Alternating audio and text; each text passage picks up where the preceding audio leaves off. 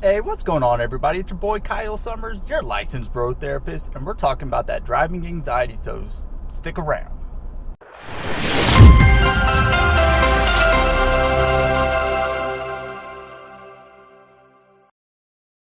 So, over the next 6 to 8 minutes, I'm going to give you some nuggets of wisdom that's going to help you with your anxiety with driving, whether it's driving over bridges, driving through tunnels, driving in new places, or just general driving anywhere.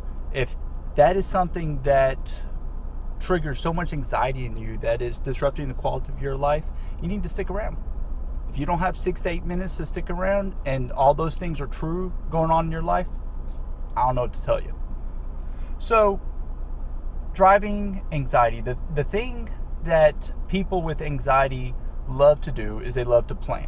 It helps them feel in control, it helps them feel comfortable, and they don't like going into a situation without a plan. The difficult thing with driving is that there's no way to anticipate everything. So stop trying. Stop trying to plan your route. Won't work out the way you're thinking. There'll be unexpected drivers, there will be detours, there'll be things that just won't be a part of your plan, and that for you is going to send you into a state of panic. So stop trying to plan. First thing you want to do, safety first, buckle up. Buckling up. So what I want you to do right when you buckle up, I want you to just pay attention to your breathing. Because if you're trying to plan, your ass is off 30 seconds, 5 minutes, 2 hours into the future. Nah, you just need to ground yourself back into the present. So just breathe. Just breathe. Slow down and take some deep breaths. What you should be feeling is you should be feeling the bottom part of the seatbelt going against your belly. If you feel the chest strap going up, you're not taking a breath deep enough. Yeah, pull it into your diaphragm. Pulling enough oxygen into your body is going to promote your nervous system to calm the hell down. And so you're in the vehicle and you're feeling anxious. Okay. There won't come a time in which the anxiety will not be there and you will conclude in your logical brain that now's the time for me to drive, or now's the time for me to drive over the bridge or through the tunnel or with another person or whatever the hell it is. Because anxiety, fear, it doesn't give a damn if it's driving. It doesn't give a damn if it's some kind of wild animal. It doesn't care if it's about you being criticized or judged. Fear is fear.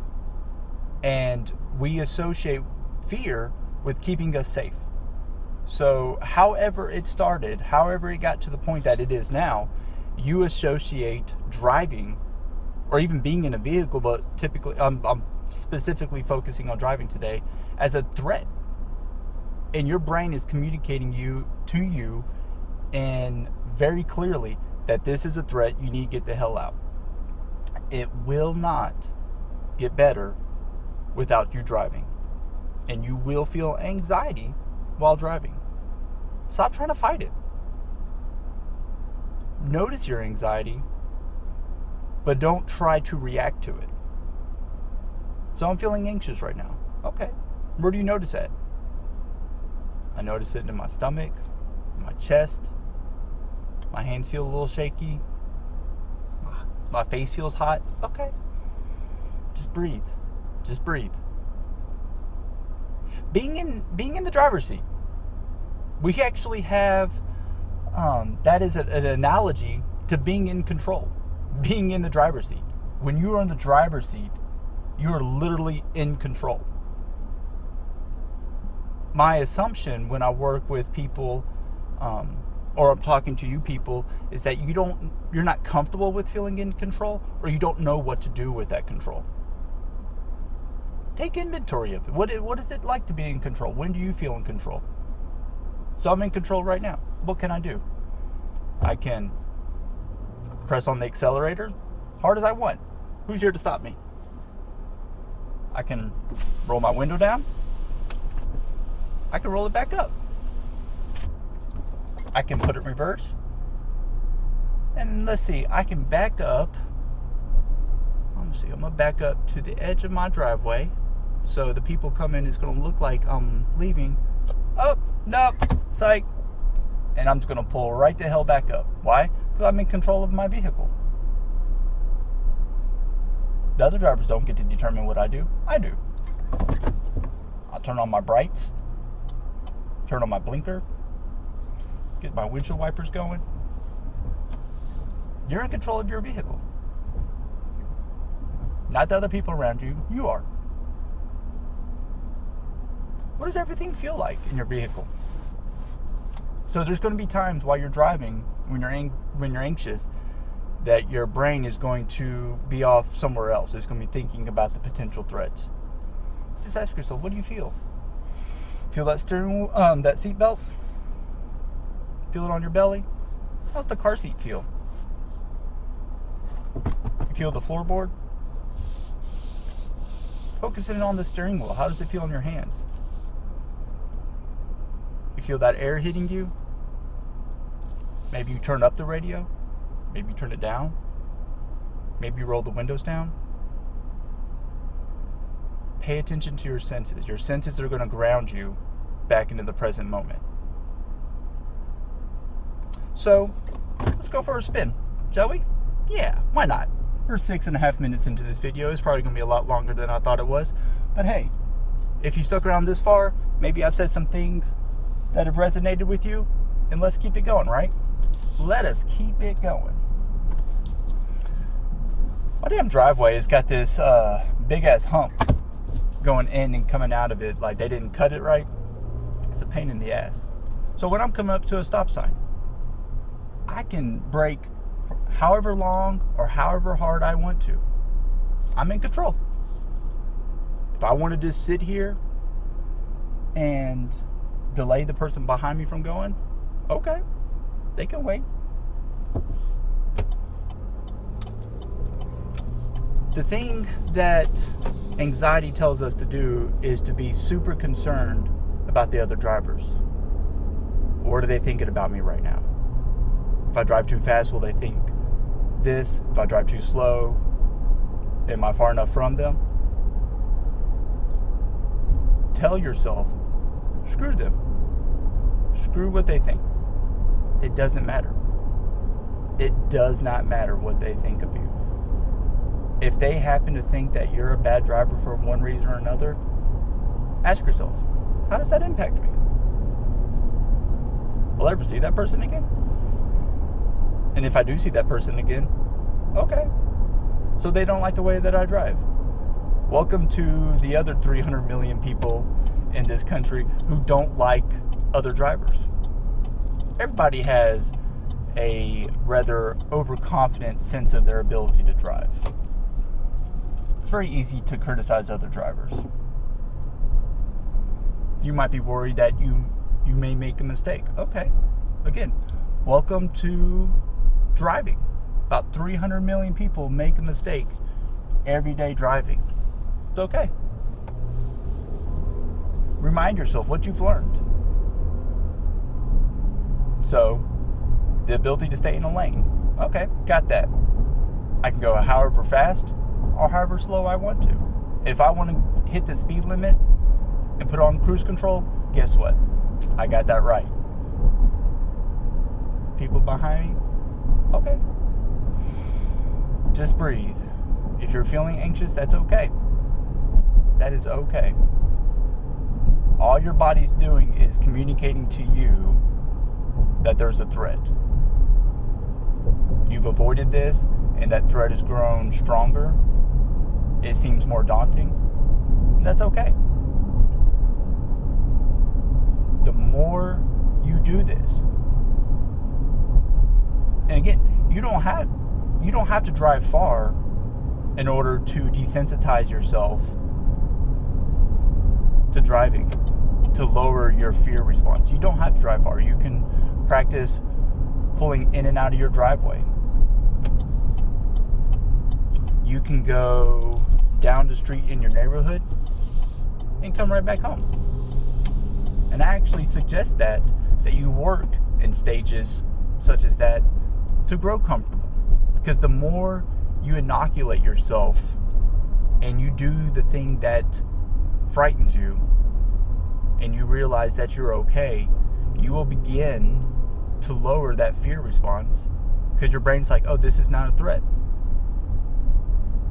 And the thing about driving that's really interesting is that with a lot of phobias or a lot of things that really heighten our anxiety is that you can't rationalize it and tell yourself that there are no dangers, because there are potential dangers. You know, the truth is, yeah, people do get in accidents. That does happen. Thinking about it's not going to change the odds of whether or not it happens or not. But it's a legitimate concern. It's a very valid concern. You don't have to convince yourself that you're safe. You just got to convince yourself that you're okay. That you can do this. That you are in control. Just breathe. Bring yourself back to the present. Feel that seat on your back. Feel that seat belt. Feel the air. You know, you go to a new location. You got someone driving, you don't know what to do. Just follow them. Do what they do. Like, I'm just going to follow this person home. That should be funny. But yeah, just, you know, pick something out into the distance and just focus your attention on that.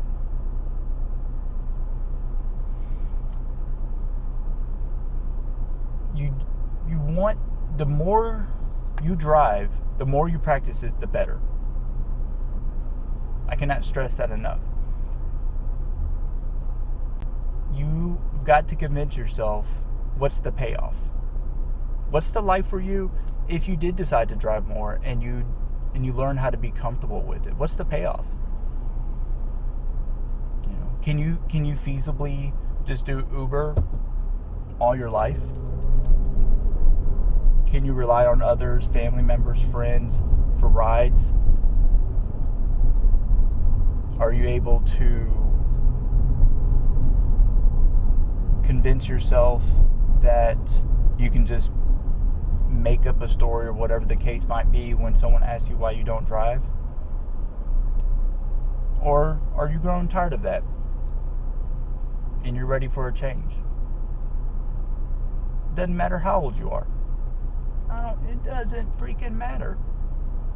Because I know a lot of people might be thinking that, you know, because they're in their 20s or even in their 30s, that, you know, it's too late for them.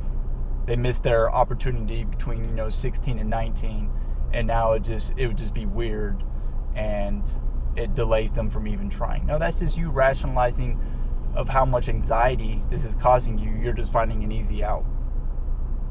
You don't have to do that. You don't have to do that. You're doing it to yourself. And you could choose not to. So yeah, what's your life look like on the other end of driving? Where would you go? What kind of opportunities would be available to you?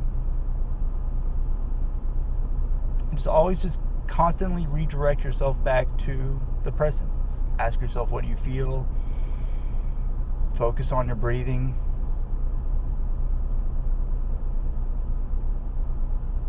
Notice how your body's feeling. If you're feeling anxious, that's okay. That is okay. And remind yourself, you're in control of this vehicle. If someone's riding your ass, screw them. Let them ride your ass. If you're going the speed limit and thoughts tell you that they're judging you, screw them. How does that impact you? It doesn't. We allow it to impact us, but truly, it does nothing to us. You know, because the actual logic of speeding doesn't play out. Speeding doesn't really get you anywhere that much faster. It just helps you feel like you're more in control and that you have some kind of say-so over traffic or whatever. It's a bunch of nonsense. I think people that drive fast and are constantly changing lanes and looking for the shortest route. They're just too wound up. They need to relax a little bit. I think there's definitely a negative effect of being that tense and that stressed while driving, and how it plays out for the rest of your day. Damn, I'm 15 minutes into this. Well, if you're still watching this, comment down below, let me know if it helped you or not, because I really hope it did. Now, this is a special video for me, one that kind of hits home, and I'd be really excited to know if you found it helpful, or was it just 15 minutes of me rambling on and driving around, and yeah, just let me know. And if you haven't already, hit the like button, subscribe, hit the bell for notifications, share with your friend, play while you drive. Don't watch while you drive. That's not safe. That might actually increase the likelihood of anxiety if you're watching a video while driving. So don't do that. But do keep on tuning in. Again, I'm just a humble therapist trying to help you live your best life. All right, guys, I'm gonna go ahead and get off so that I can spare you any more of just me rambling on. Have yourself a fantastic day. I'll see you later. Bye-bye.